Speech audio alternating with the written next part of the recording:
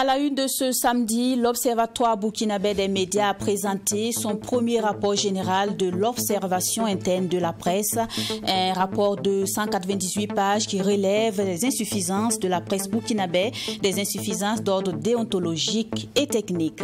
Dans ce journal, nous serons avec le ministre de la Santé et son staff à Manga pour le lancement de la 4e campagne de chimio-prévention du paludisme saisonnier. Pour cette dernière phase, ce sont plus de 57 000 distributeurs communautaires qui ont été mobilisés sur l'ensemble du territoire national. Nous serons également sur les installations de CIM Médal pour permettre à ses clients de comprendre les différentes étapes de production du fer. L'entreprise organise des journées portes ouvertes sur ses installations au quartier Kosodo. Nous y serons au cours de cette édition. Bonsoir à tous et merci de nous suivre. De janvier à septembre 2024, l'Observatoire burkinabé des médias note des insuffisances de la presse burkinabé. Ces insuffisances sont d'ordre déontologique et technique. L'OBM souligne également que le contexte sécuritaire impacte négativement sur le potentiel des médias burkinabés. Toutes ces faiblesses sont consignées dans son premier rapport général qui a été présenté ce jour même au centre de presse Norbert Zongo. Tous les détails avec Serge Bassouli.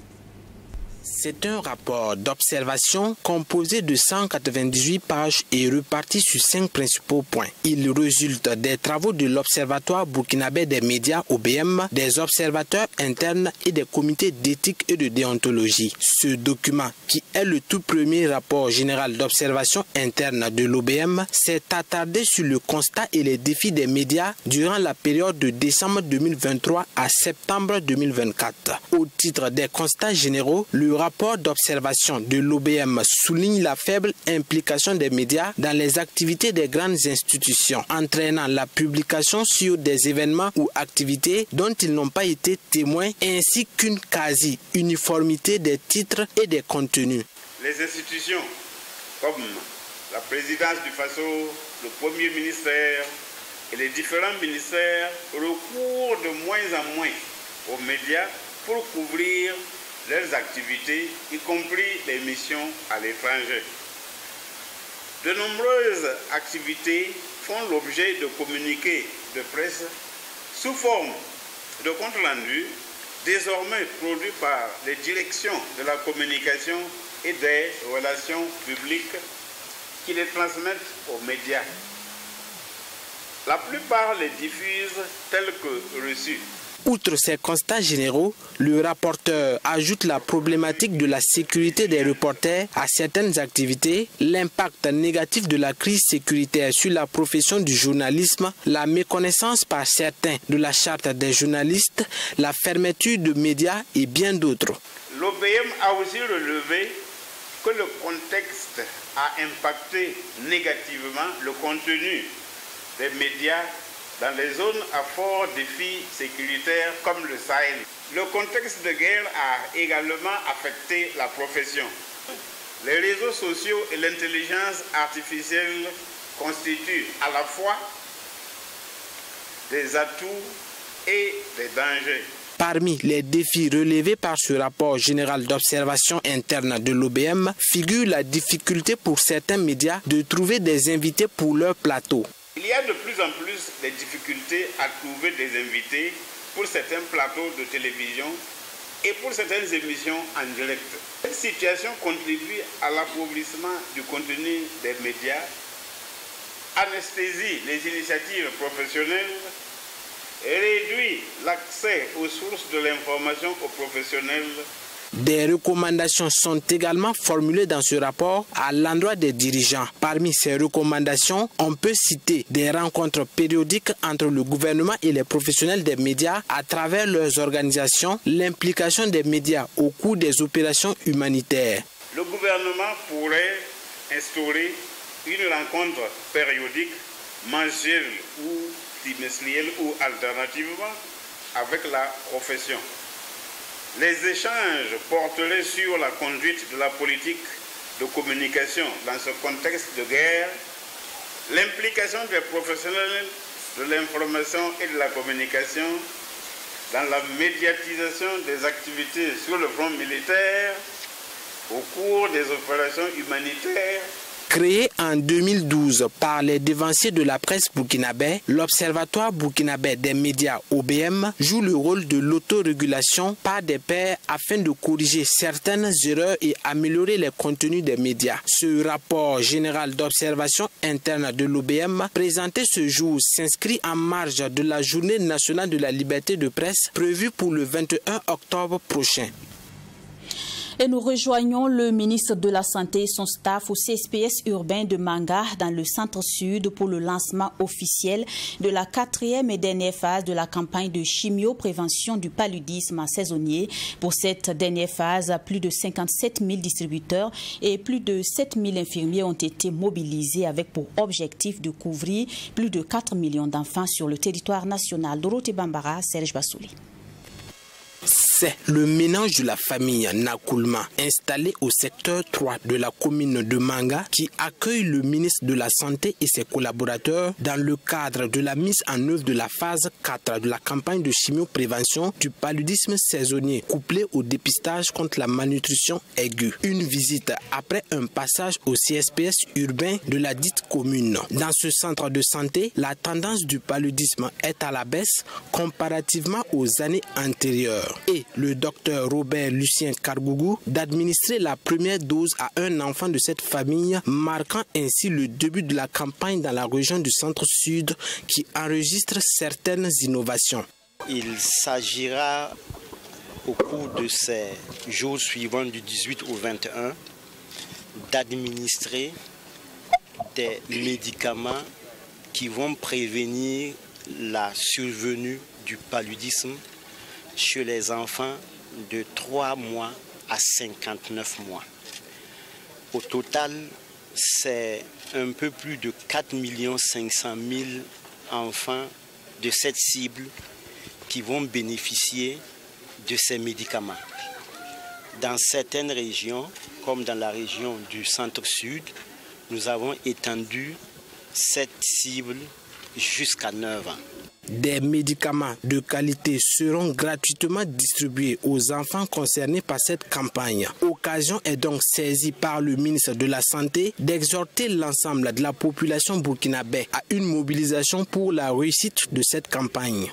C'est l'occasion pour moi, au nom du gouvernement, de lancer un vibrant appel à l'ensemble des populations de notre pays pour que tous les enfants de 3 mois à 59 mois puissent bénéficier de leurs médicaments pour prévenir la survenue du paludisme. Témoignage est donné par Viviane Compaoré quant à la qualité des médicaments administrés aux enfants. Elle s'engage par la même occasion à détruire les gîtes larvaires et à prendre les précautions pour éviter la propagation du paludisme.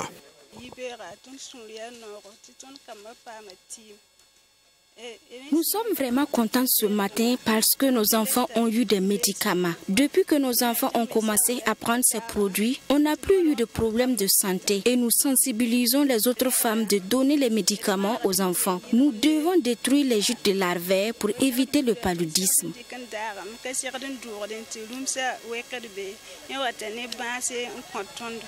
Au terme de cette campagne, une clinique mobile a été stationnée au CHR de Manga à l'occasion du mois dédié au cancer du sein ou Octobre Rose. Des appareils y sont installés avec des rôles différents pour le dépistage du cancer du sein et celui du col de l'utérus. Une invite est donc adressée à toutes les femmes en âge de se faire dépister, d'aller dans les différents sites pour faire le dépistage afin de prévenir la maladie et éviter toute complication.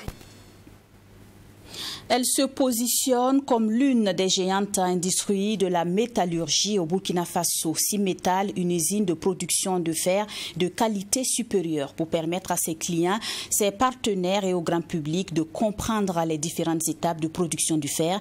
L'entreprise de Canazio organise des journées portes ouvertes sur ses installations au quartier Kosodo de la ville de Ouagadougou. Professionnels et étudiants du domaine du bâtiment et des travaux pratiques étaient les convives privilégiés à la cérémonie d'ouverture ce jeudi 17 octobre 2024. Touboum Fabrice Dabiri avec la voix de Serge Kabouré. La qualité est le leitmotiv de Cimetal, a laissé entendre Lassane Kanazoué, le président directeur général de la société métallurgique, lors de ses journées portes ouvertes. Depuis le mois de juin, la fonderie a organisé plusieurs activités visant à permettre aux consommateurs et à ses partenaires de connaître toutes les étapes de production du fer. À l'occasion de ces journées qui se tiennent dans ce mois du consommé local, les visiteurs ont fait le tour des installations de Cimetal pour découvrir de visu les procédés de fabrication et de contrôle des normes de qualité du fer produit. Le représentant du ministre en charge de l'industrie et du commerce s'est dit satisfait d'avoir effectué cette visite et encourage le promoteur à poursuivre dans la production locale.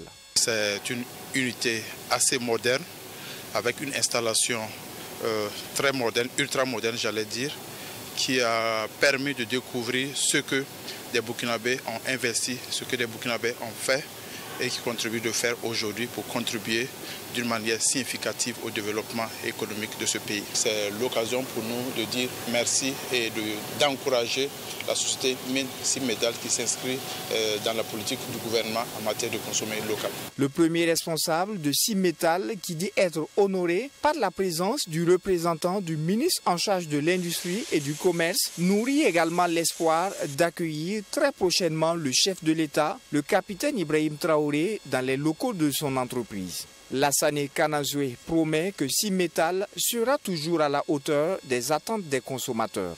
Je rassure ici que pour la patrie, notre mission ne faillira point. Transformer notre matière première en produit fini de qualité internationale pour la construction durable de Burkina Faso restera toujours notre boussole. Nous construisons l'avenir en produisant ce que nous consommons et en consommant ce que nous produisons. Soucieuse de la satisfaction de sa clientèle, la fonderie a mis en place une application disponible pour les utilisateurs de smartphones permettant de vérifier ou de contrôler la qualité du fer mis sur le marché. Tous nos produits sont minutieusement contrôlés avant d'être mis sur le marché. Nous ne sommes pas les seuls acteurs dans le marché, il y a d'autres acteurs. Donc nous avons eu l'idée de mettre en place une application pour enfin permettre aux consommateurs de mieux contrôler le fer à béton dans le marché avant toute acquisition. Notre objectif vraiment, c'est de construire durablement le Burkina Faso. Après la visite guidée au sein de la fonderie, les participants à ces journées portes ouvertes ont eu des échanges interactifs avec la chargée de communication et marketing de Cimetal. Ce fut donc l'opportunité pour les participants de dissiper certaines inquiétudes et de trouver des réponses à leurs préoccupations. La visite nous a réellement servi parce qu'elle nous a montré les qualités de fer qu'ils produisent dans l'usine et nous a permis de répondre à certaines questions que nous posons quand nous n'avons pas accès à l'usine. Au niveau des commerçants, on ne nous donnait pas réellement des informations fiables. Mais aujourd'hui, à la journée porte ouverte, on a compris et ça répondait à certaines questions que nous nous posions sans réponse. Des représentants de ministères, d'établissements partenaires et des distributeurs des produits de Cimetal, des ingénieurs du bureau d'études et aussi de construction sont entre autres les visiteurs qui ont assisté à ces journées portes ouvertes de la première usine de fer du Burkina qui dispose d'une fonderie. Journée de sensibilisation du personnel de Tam Tam Group Presse sur les accidents vasculaires cérébraux. C'est une activité initiée par l'Association pour la promotion de la santé au Burkina, dont le président est le professeur Laboudi Lompo, neurologue au CHU de Tenganou. L'activité a permis au personnel de Tam Tam Group Presse de connaître les facteurs de risque d'un AVC, de mieux identifier les signes d'alerte et de comprendre les traitements d'urgence. Sanata Siré. L'accident vasculaire cérébral, AVC, se définit comme étant l'arrêt brutal de la circulation sanguine au niveau d'une partie du cerveau. Parfois appelé attaque cérébrale, l'AVC peut survenir à tout âge, selon le professeur Laboudi Lompo, neurologue au CHU de Tenganou. À l'en croire, l'on peut compter par jour plus de 10 personnes victimes d'AVC à Ouagadougou dans la capitale. Et il existe 3 types d'AVC, à savoir la thrombose veineuse cérébrale, l'AVC hémorragique et l'AVC ischémique qui est le plus fréquent. Et il survient lorsqu'un caillot de sang bouche un vaisseau sanguin du cerveau. L'accident vasculaire cérébral ischémique, c'est le plus fréquent. C'est lui qui compte pour 70 à 80% de l'ensemble des accidents vasculaires cérébraux. Et lui, il apparaît lorsque il y a un obstacle, lorsque il y a une obstruction du vaisseau sanguin qui nourrit une zone du cerveau par un caillot. Donc le caillot de sang, il peut naître du cœur, il peut naître d'un problème de sang, il peut naître également d'un vaisseau qui s'est obstrué dans le cerveau. Donc c'est la proportion la plus importante des AVC. Il existe plusieurs facteurs de risque qui peuvent conduire à un AVC, selon notre neurologue. Ce sont entre autres l'hypertension artérielle, le diabète, l'obésité, le tabagisme, l'alcoolisme et le stress. Vous avez le stress. Le stress. Nous ne pouvons pas... Le stress est à la fois un moteur, mais il faut savoir, parce que c'est le stress qui nous galvanise à aller au-delà de nos possibilités. Mais trop de stress aussi constitue un facteur de risque vasculaire. Donc n'oublions pas aussi les maladies cardiaques d'une manière générale qui vont, comme elle avait dit, vont constituer le lit. Parce que quand il y a une maladie cardiaque avec une tendance à la diminution de la contractilité du cœur, donc le sang a tendance à dormir dans les cavités cardiaques. Donc si le sang dort, il va se coaguler. Et s'il se coagule, les caillots vont partir dans le cerveau. Voilà. Sans oublier aussi un facteur de risque important, c'est la contraception hormonale estro-progestative. C'est-à-dire que les pilules pour réguler donc, les naissances et autres, c'est important. Mais il faut savoir que dans certaines conditions et certaines formes de pilules peuvent constituer des facteurs de risque vasculaire. L'AVC constitue la première cause de handicap acquis chez l'adulte et la 3e cause de mortalité dans le monde, après les maladies cardiaques et les cancers, selon les spécialistes. La mortalité en fin d'hospitalisation liée aux accidents vasculaires cérébraux est de 20% pour les AVC ischémiques et 40% pour les AVC hémorragiques. Selon le professeur Lompo, certains signes permettent de détecter rapidement un AVC. Les signes les plus courants sont les troubles de vision et d'équilibre, les maux de tête graves et soudains et l'apparition d'une paralysie de la moitié du corps. C'est le signe qui est connu de tout le monde, ce qu'on appelle l'hémiplégie. Vous pouvez avoir aussi une diminution brutale de la sensibilité de la moitié du corps. Vous pouvez aussi avoir une perte ou une diminution de la vision brutale d'un œil. Également, la personne peut présenter de manière brutale, inhabituelle, un mal de tête qui est décrit comme le mal de tête le plus grave que la personne ait jamais subi dans sa vie. Un mal de tête qui apparaît brutalement et qui ne cède pas penser à la possibilité d'un accident vasculaire cérébral. L'AVC est une maladie aux conséquences dramatiques qui peut impacter tous les organes du corps humain. Selon le professeur Lompo, il existe dans les pays développés des médicaments thrombolytiques qui sont administrés pour dissoudre les caillots de sang lorsque l'AVC est dû à une obstruction d'un vaisseau. Prévenir vaut mieux que guérir, dit-on. Et pour éviter un accident vasculaire cérébral, le professeur Lompo invite les populations à mener une activité physique régulière, à adopter une alimentation saine et équilibrée, pauvre en sel, et à lutter contre le stress.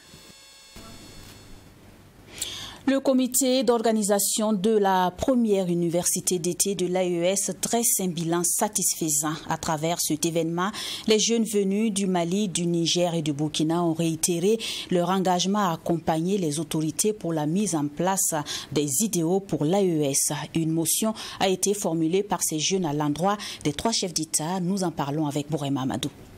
Après 3 jours de discussion sous le thème « L'impératif engagement de la jeunesse de l'AIS pour une reconstruction réelle des nations », la première université d'été de l'AIS a refermé ses portes depuis le 27 septembre dernier. Face à la presse, le comité d'organisation de l'activité a dressé le bilan de cette université d'été qui, selon le président du comité d'organisation, a tenu toutes ses promesses. Au cours de ces rendez-vous, des recommandations fortes ont été formulées par la jeunesse de l'AIS, soutient Ibrahim Belem. Les plus fortes recommandations, c'est la participation citoyenne des jeunes et l'implication réelle des chercheurs et toutes les couches sociales dans la mise en œuvre de toute stratégie qui est en lien avec l'Alliance, pour ne pas dire en lien avec la politique des chefs d'État de la Confédération.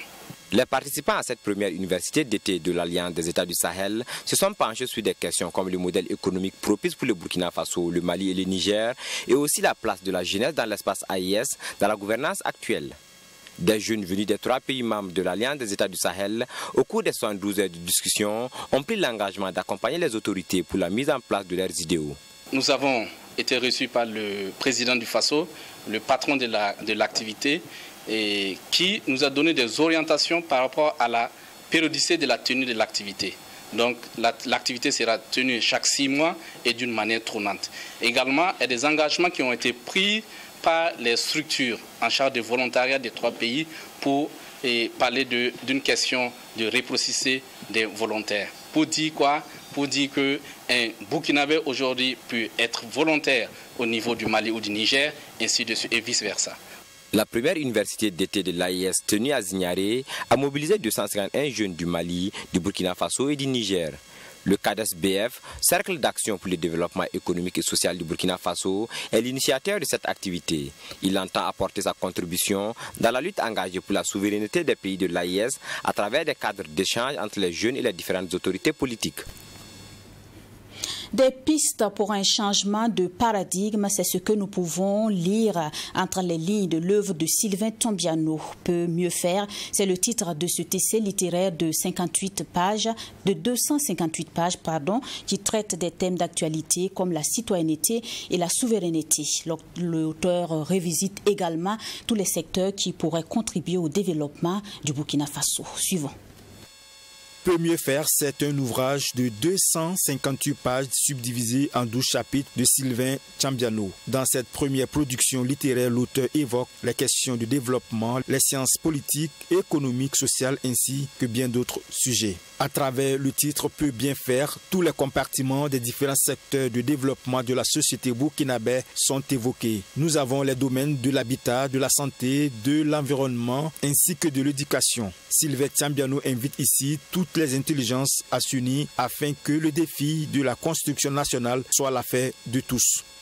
On se souvient que très souvent certains enseignants, comme mention sur nos copies, dans les devoirs ou même parfois sur le cahier, mentionnent peut mieux faire pour dire que en général le donneur de savoir, c'est-à-dire le professeur, l'enseignant, soupçonne ou en tout cas constate un certain potentiel sur l'élève. Malheureusement, ce potentiel n'étant pas exploité, donc il encourage, il suscite la détermination de l'élève. L'auteur attend ici une large diffusion de son œuvre et invite donc les acteurs du monde de l'éducation à mettre en valeur cette œuvre dans toutes les bibliothèques scolaires au bénéfice de tous les élèves. Dans le livre, j'ai essayé d'aborder des sujets qui sont parfois enseignés dans nos établissements secondaires, mais avec beaucoup d'abstraits. Et j'ai ramené ces notions abstraites à quelque chose de plus pratique, de plus palpable, de plus matériel, de plus, on va dire, concret. Voilà. Et donc, il serait bien que les structures du gouvernement qui sont habilitées à le faire fassent une diffusion moi je vois comme dans tous les établissements secondaires du Burkina Faso.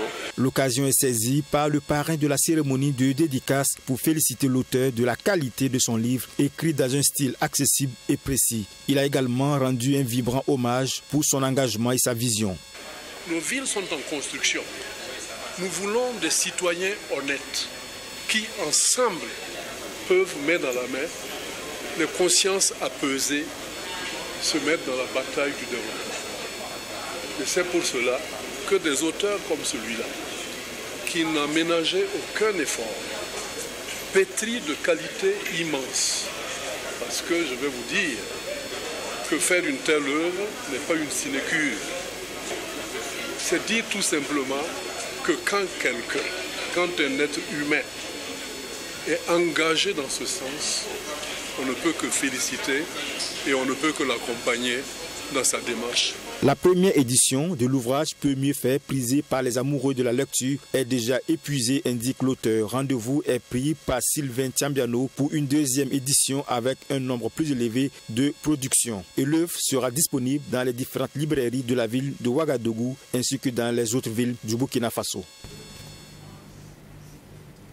C'est donc la dédicace de l'œuvre de Sylvain Tiambiano qui met fin à cette édition. Merci de votre fidélité à nos sessions d'information. Excellent week-end à toutes et à tous.